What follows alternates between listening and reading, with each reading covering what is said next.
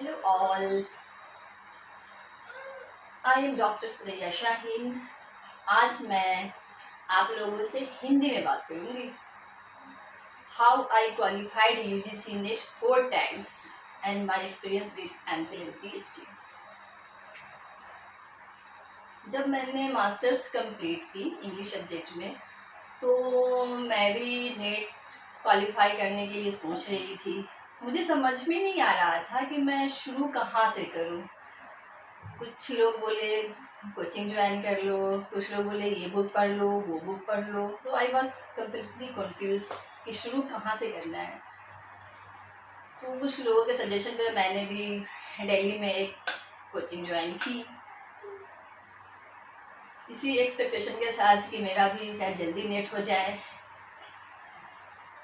लेकिन ऐसा कुछ मुझे फ़ायदा नहीं मिला। और आफ्टर 6 मंथ का कोर्स कंप्लीट करने के बाद जब मैं एग्ज़ाम अटेम्प्ट करने गई नेट का, तो the question paper was completely different. मुझे लगा कि यार मैंने ये सब जो पढ़ा है, ये सब तो जनरल इंफॉर्मेशन था लिटरेचर के बारे में, मुझे डीपली पढ़नी चाहिए था। ये क्वेश्चंस कितने कॉम्प्लिकेटेड मेरे लिए दिख रहे थे। It was completely complicated and too tough to me to crack UGC NET. वैसे मुझे पता था कि बस मुझे क्वेश्चन देखने के लिए मैंने फर्स्ट अटेम्प्ट मैंने दिया था। वैसे मुझे पता था कि मुझे अभी क्वालिफाई तो होना नहीं है, I will attempt next time. तो मैंने क्या किया कि मैंने अपना ब्रेन अप्लाई किया और मैंने आई स्टार्टेड मेकिंग नोट्स। आप देख सकते हैं मेरे पास मैंने ये हैंड रिटन नोट्स देख सकते हैं। हैंड रिटन नोट्स मैंने ये सब बनाया। ये नेक्स्ट बुक 2 एंड 3 ये सब हैंड रिटन्स एंड 4 ये सारे मैंने हैंड रिटन नोट्स खुद से बनाए। तो इसके लिए मैंने क्या किया कि पहले जो इम्पोर्टेंट राइटर्स हैं उनको एक अलग डिवाइड करके उन पर बहुत सारे नोट्स मैंने हैंड रिटन डिटेल में बनाया। फिर उसके बाद मैंने डीपली स्टडी की। अब एक तरफ मेरी एमफिल की भी कोर्स चल रही थी जामिया मिलिया इस्लामिया से। हाँ, एमफिल की जो एंट्रेंस एग्ज़ाम थी वो मैंने विदाउट नेट क्वालिफाई कर लिया था।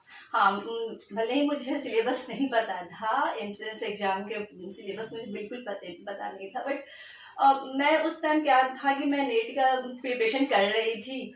तो बहुत सारे राइटर्स को मैंने पढ़ा था, इंग्लिश लिटरेचर का थोड़ा नॉलेज डीप मेरे पास हो गया था। तो उस बेस पे just I got qualified MPhil entrance Jamia Millia central university city Delhi से मैंने किया। एंट्रेंस क्वालिफाई करके रिटन एंट्रेंस, फिर मेरा इंटरव्यू हुआ और फिर मेरा फर्स्ट अटेम्प्ट में मैं एमफिल एंट्रेंस क्वालिफाई किया जामिया मिलिया इस्लामिया यूनिवर्सिटी के लिए और मेरा एडमिशन हो गया।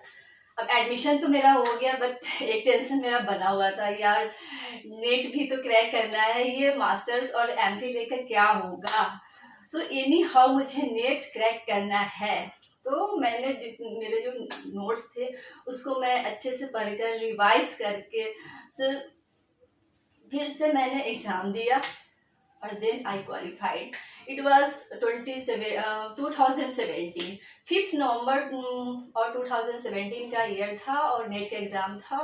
और उस साल नेट के इंग्लिश सब्जेक्ट में क्वेश्चन काफ़ी टफ आए थे और रिजल्ट भी कम लोगों ने क्वालिफाई किया था और उसमें मेरा हो गया था क्वालिफाई।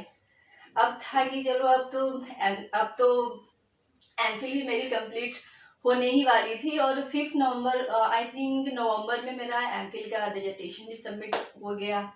और मेरे दिमाग पे ये था कि मैंने 5 नवंबर 2017 वाली एग्ज़ाम तो दे दिया है, पर इसका रिज़ल्ट क्या होगा ये कुछ कह नहीं सकते हैं आप नेट में।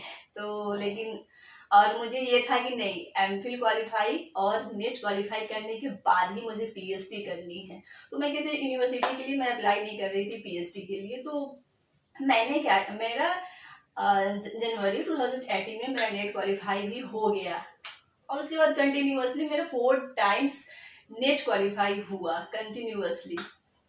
और फिर मेरा नेट और एमफिल क्वालिफाई करने के बाद मैंने फर्स्ट टाइम जामिया मिलिया इस्लामिया में पीएचडी के लिए अप्लाई किया।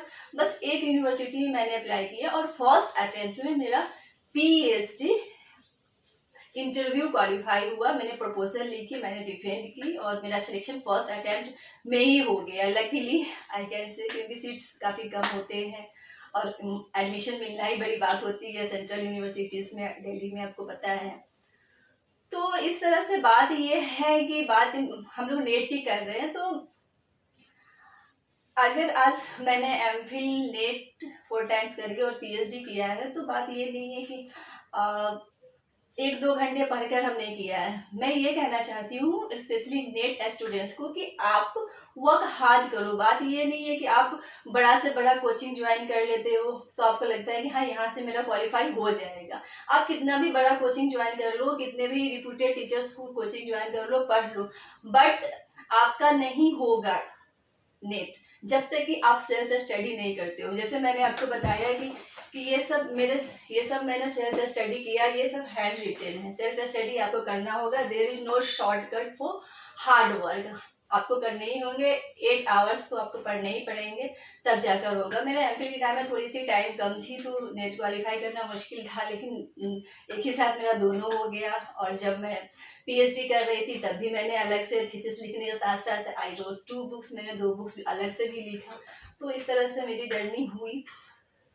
तो नेट स्टूडेंट्स को मैं यही कहना चाहूँगी कि आप सेल्फ स्टडी करो, make your own notes, important writers पढ़िए और एग्जामिनेशन पॉइंट ऑफ व्यू से पढ़िए। ये नहीं कि आप कुछ भी पढ़िए, बस जो इंपॉर्टेंट राइटर्स है जो सिलेबस का अकॉर्डिंग, वैसे नेट का कोई लिमिटेड सिलेबस है नहीं, नेट की सिलेबस काफ़ी वास्ट है। तो आप बस इस व्यू से आपको पढ़ना है, इस व्यू से आपको तैयारी करना है कि आपका क्वालिफाई हो जाए।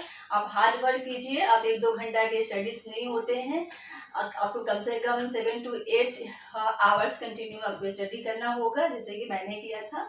ठीक है, और आई होप कि आप लोगों को मेरी एक्सपीरियंस अच्छी लगी हो और मैं चाहती हूँ आप सब नेट क्वालिफाई करें।